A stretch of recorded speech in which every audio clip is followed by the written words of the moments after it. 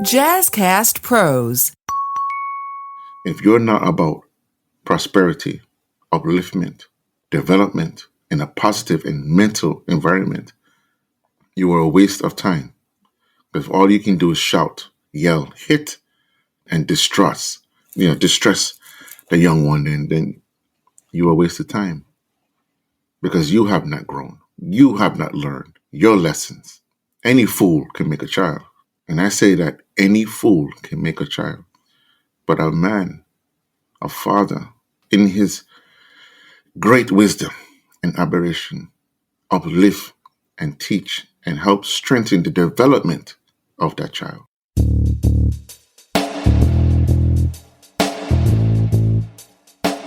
Greetings. Welcome to Father Torch. The podcast is to help you, new and renewed fathers, cope with the everyday anxiety and stress of being a father. We encourage to be the father that you wish you had. My name is Ra. I'm the host of Father Torch. I'm also the founder of Limerick Foundation. I'm a father of 9, and yes, I am an artist. Okay, my mission is to help you fathers and help us all reclaim the power and ease your concerns about being a father in today's social climate. And I want to introduce to you guys some of the curse and blessings of being a father. But first, let me apologize because what I'm about to get into might offend people, and it might give them the notion that, somehow, some way I'm just using this platform to pretty much vent and, bash my men or my brothers. I want to put this to the record. I am here to advocate simply love because it's the Ma'at way. It's the Rastafari way. We preach love, unity, and prosperity, roots and reality. So now that being said, let me speak to you, my people, living in cities, living in towns and villages, my black men. Where I'm at in Rochester is it's a small city compared to most cities in New York State. However, we have our shares of troubles and we have our shares of turmoils and whatnot. But how can it be that we can be the best we can be as fathers when more than 50% of us are locked up out of the home, right? And just imagine, statistically, 63% of us in prison as fathers.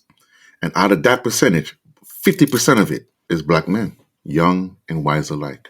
Now you tell me, how can we be good and better fathers if we are away and locked down and institutionalized and broken mentally and spiritually? That's nearly impossible. And never mind the fact that we struggle through poverty, mental health. We struggle even through the ignorant mindset. The mere fact that we haven't gone over and we have not healed from past traumas. We have not healed from our own traumas. And yet we are living every day as of the trauma, as crisis, as goes on. And it's not getting any better. We're not getting better. Because we do one thing, 10 more comes up. And we're not prepared for it because we're still dealing with the past. It's hard. There's no more unity in family. There's no more us as we speak. There's not even any more celebration to say that we are together. Imagine being amongst people 24/7 and you're not celebrated. They're not excited. It's pretty much, I'm here. I'm just living. I'm just doing it, right? That mentality. How does that work? How does that make you feel when you can go anywhere in the world and you go any place and other people are excited to see you and they're strangers? Now understand there's 3 sets of families. One you're born into, one you create, and one you accepted by others, by another set. We can't help who we born to. And we often sometimes cannot help the ones we create. And other times we are more accepted to the ones that are out of the mouth. Because, our friends turn into family, right? We make up our family. It's not only just about children. We're creating children and things. We create 3 sets of type of family. And if you're a friend and deep enough friend, and you're not graduate from out of that friend zone, and you're not my brother or my sister, what good are you? And if I'm amongst other fathers and I'm not celebrated, and meaning that it's good to see me, you celebrate my good health, my good life, my presence, what good are you? Think about it. Think to yourself, how does that work? How does that make you feel? But every day you're not doing or being your best. And if it's normal for you, so be it. But to everyone else who knows better and thinks differently, how does that make you feel? What is it about that says, you know what, this is what I want to be? Alone, struggling, right? Hardened, right? I mean, there's many avenues we can go with this. My point of saying these things is that we have too much men out here who are a waste of time, who don't want to work, no provide. They don't want to protect, and they think protection means because I have a gun. You're not protecting your child mentally. You're not putting nothing to help stimulate development, achievement, to go or past their plateau, to strengthen their spirit, to protect their emotions, to help center it. That's not, you're not doing that. Well, because I talk hard and I call everybody son and I smack you and I beat you down and I can fight. That's not really protection. You may be protecting the physical for the time being, but what about the long haul? What about the sense of reality? As I spoke earlier, we speak reality, truth and reality, prosperity.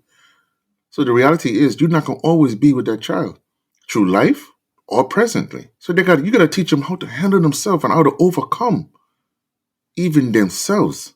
As a father, we must have the ability to see past our own ignorance and overstanding.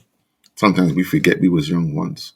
We forget the peer pressure is so strong out here, especially nowadays, that you're one voice to the thousands of other different influences. And the most you could teach them is what everyone else is doing, beating them down. That's the most you could teach them, then you have a long way to go. And I do mean long way to go. We have a lot of pretenders out here. Let's not fake it.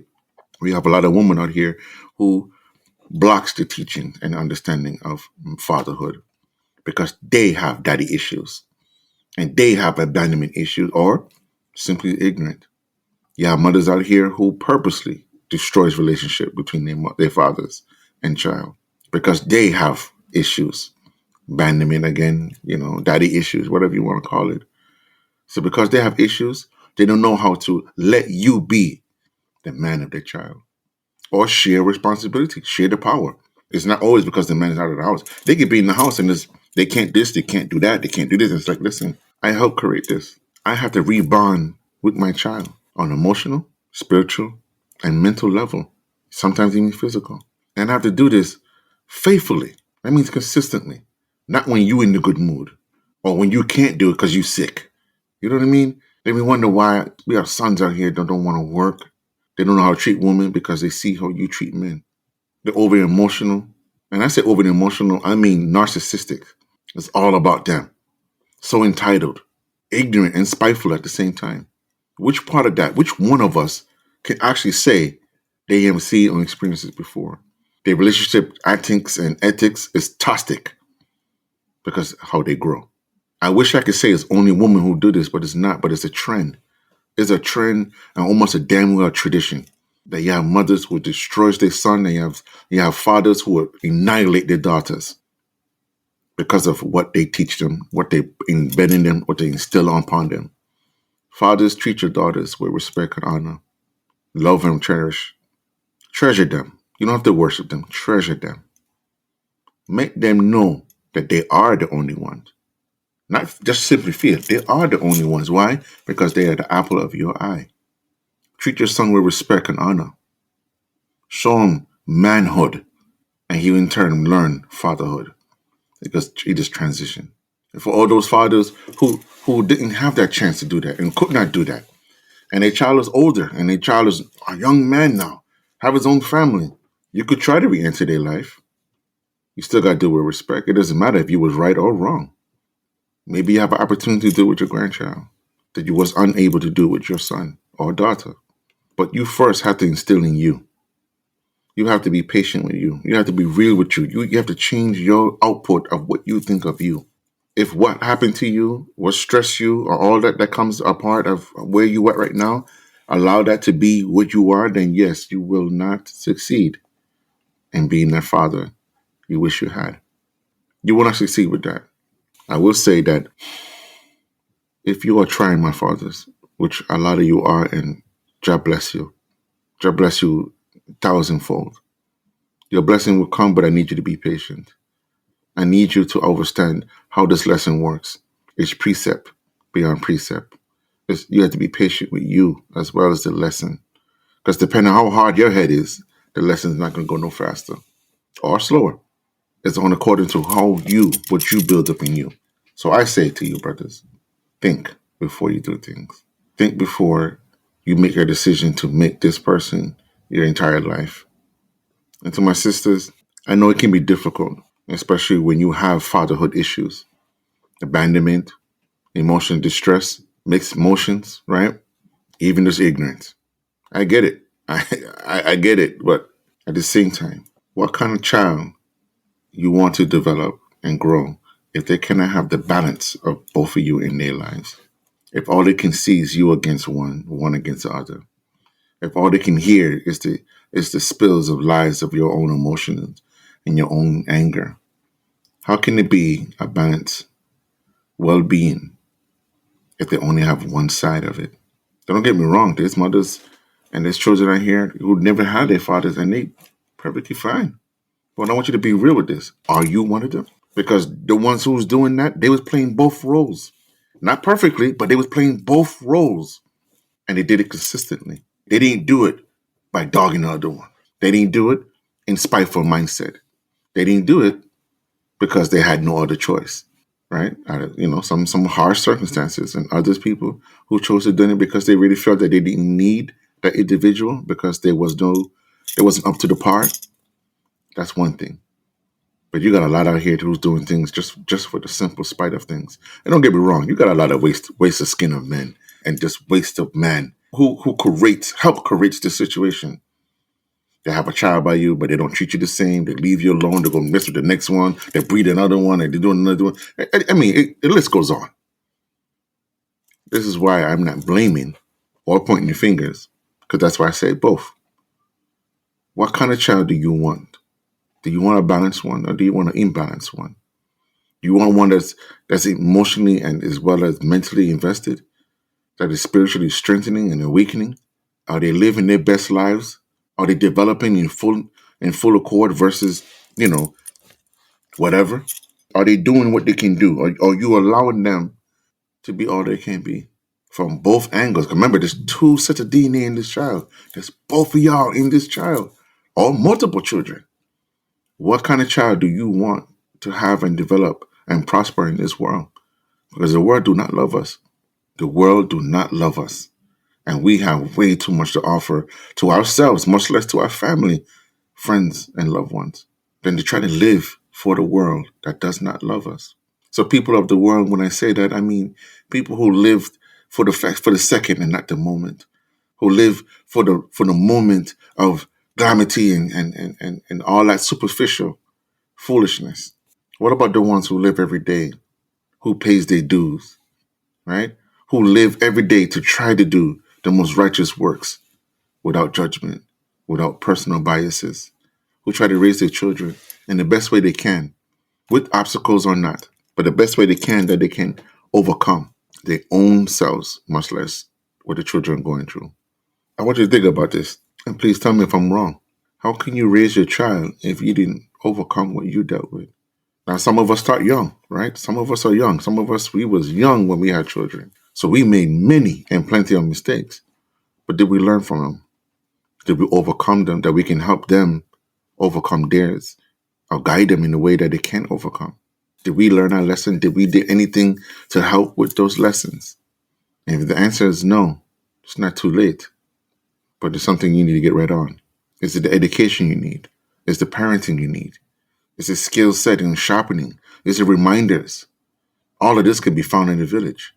All of this can be found in a village of parents, mothers, and fathers. Fathers help lead. Mothers strengthen leaders. Advocate, nurture. Fathers embrace, honor, support. We all have a role to play, and we must play it to the best of our abilities.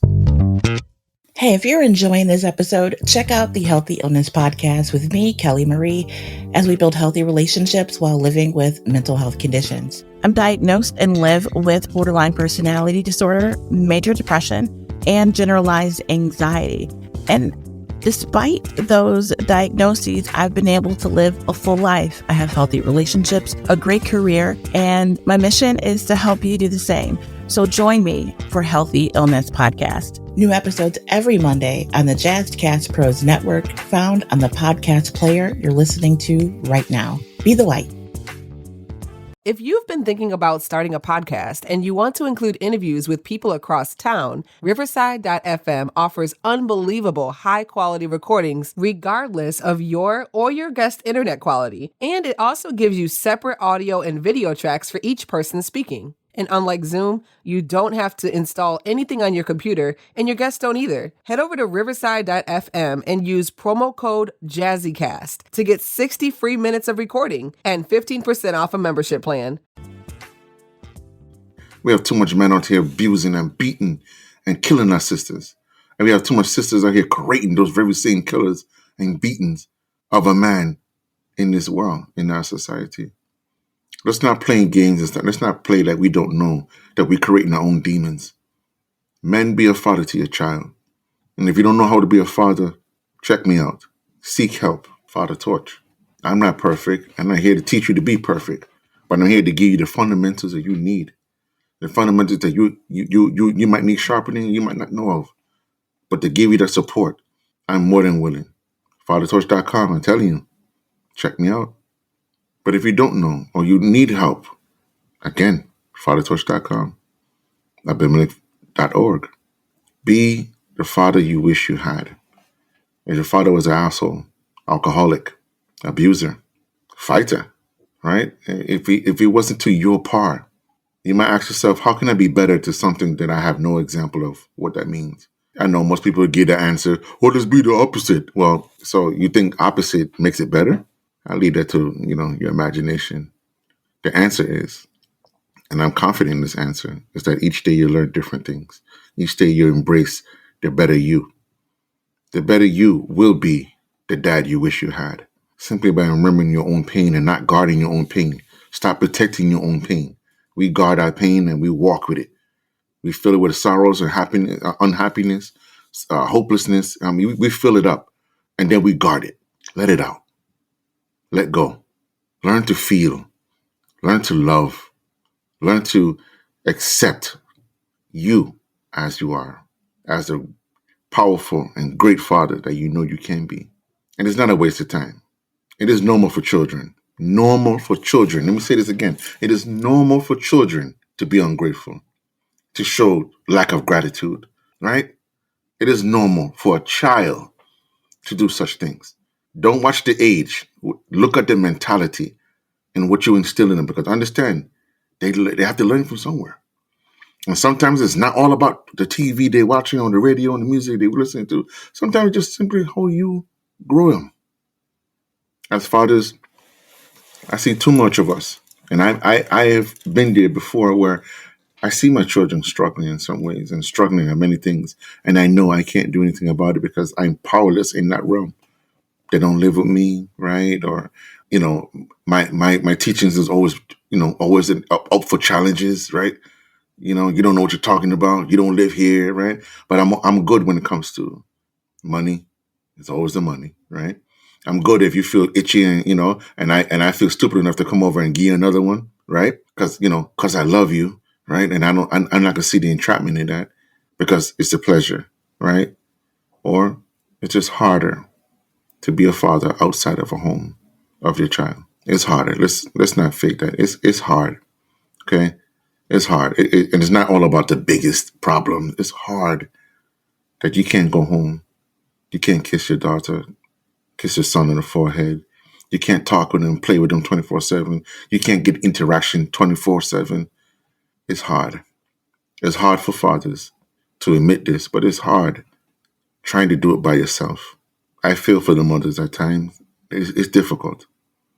But it's also hard for the fathers to not be there.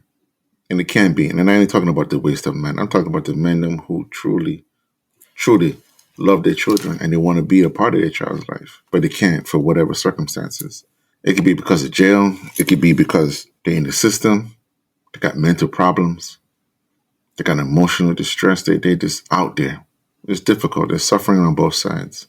There's suffering on both sides. And I want you to think about the child because they grow up to do something what you have taught them to do, but worse than what you taught them.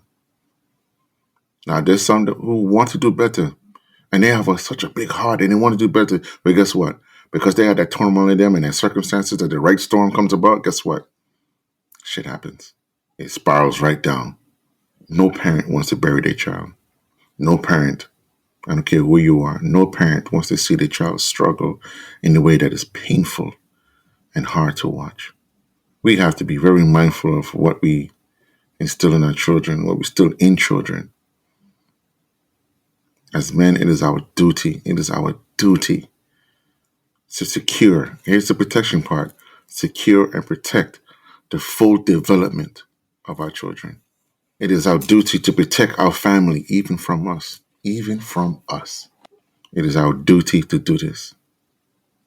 And I leave you with this thought, and I leave you with this admiration. Blessed love. Check me out again. Let us see how it is. Let us see how it is next time, or what come up from this conversation. Because this is not a one-time conversation or a trending conversation. Just talk and just let it be. There's a lot of us out here who want to be with our children, but we can't get past our hurt feelings. We can't get past our betrayal of what it meant to be together. There's a lot of us who are struggling with so much mental turmoil, and all we can do face is judgment, torment, right? No one wants to hear that daughter's a whore. No one wants to hear that the son is a warmonger. No father wants to hear that. No father says, 5-5. You slept with 5 guys. 5-5. No father says to his son, hey, kill as much as you can get. Be the gangster that I know I wasn't. Boys would say that. Ignorant fools would say that. Wicked man would say such a thing because they don't have no love for themselves. So the whole world can burn it. They won't shed a tear. But you are not that type of person or that individual. To those who chose to put that life, maybe because they feel they have to, peace be unto you. But I'm talking to my fathers who love their children, who want to be a part of their children's life, and they try their best. Sometimes they don't know how. Let's talk. Let's have that conversation. Let's see how we can resolve the dilemmas you're going through. fathertorch.com. Abimelech, ABIMILECHH.org. Check my site out. Tell me what you think. What service can best help you? I offer you that invitation. This is your host, Ra. I thank you for listening. I thank you for subscribing. I thank you because you could be anywhere. You could be doing anything, but you're right here with me. Let us learn to love ourselves more and better. Let us learn, okay? Learn to be our better selves. To my fathers, be the dad you wish you had. It means to be a better self. Be your best self. Being your best self does not have nothing to do with being perfection, because I don't promote that. That's a hard way to live. Stressful too. Let us be what we say we're going to be. Let us be men about it. Let us be fathers. Our sons and daughters need us. It doesn't matter how old or big they are, they need us, myself included. I am an open invitation. You come with respect, you come with love, and I give you back and more. I will celebrate your arrival and your attention. Blessed be. Rastafari. To everyone is there, peace and love and prosperity. Guidance, Jah love, Jah guide.